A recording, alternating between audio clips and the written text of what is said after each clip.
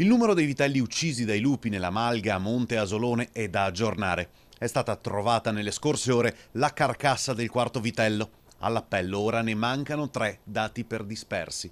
È una strage, l'esempio tangibile di che danni stanno facendo i branchi presenti tra l'altopiano di Asiago e il Monte Grappa. All'allevatore è arrivata la solidarietà della regione e la promessa di un risarcimento in tempi stretti.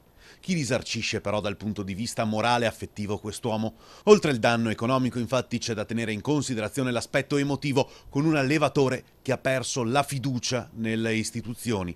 L'assessore Pan, che solo pochi mesi fa accusava Rete Veneta di fare disinformazione, ora in sostanza alza bandiera bianca e scrive: «Riconosco che la presenza del lupo in Veneto è fonte di grave preoccupazione per gli allevatori. Purtroppo la regione non ha sufficienti poteri per gestire la presenza di questi carnivori». Serve dunque andare a Roma e battere con forza i pugni sul tavolo.